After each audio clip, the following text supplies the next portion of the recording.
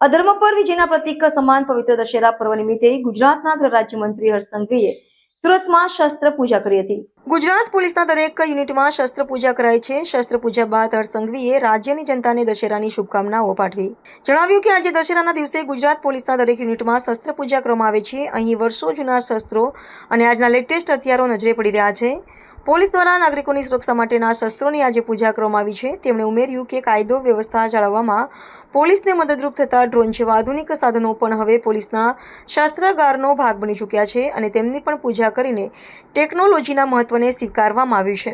શસ્ત્ર પૂજન બાદ હર્ષ સંઘવીએ ગોધરામાં તાજેતરમાં થયેલી બુલડોઝર કાર્યવાહી અને રાજ્યમાં શાંતિ ડળવાનો પ્રયાસ કરનારા તત્વો અંગે સ્પષ્ટ શબ્દોમાં કહ્યું હતું કે ગોધરાના નાગરિકો સુરક્ષા માટે અને ભવિષ્યમાં સામાજિક પ્રોજેક્ટ માટે સુરક્ષિત રાખવામાં આવે। સરકારી જગ્યાઓ પર અસામાજિક તત્વો દ્વારા ગેરકાયદેસર બાંધકામ કરવામાં આવ્યું હતું। એક તરફ સરકારી જગ્યા પર મકાન બનાવવા અને બીજી તરફ દંગાઓ કરવા, આ બંને એકસાથે નહીં ચલાવી શકાય।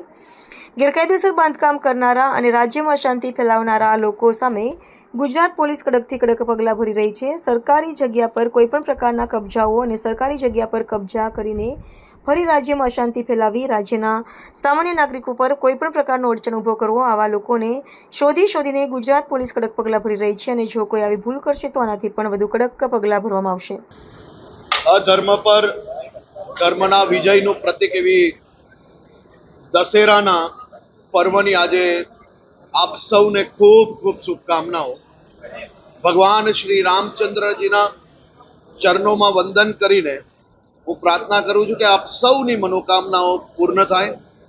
આજે સુરત શહેર પોલીસ દ્વારા આયોજિત દશેરાનો આ પર્વ એટલે કે ગુજરાત પોલીસના તમામ યુનિટોમાં આજે શસ્ત્ર પૂજન કરવામાં આવતું હોય।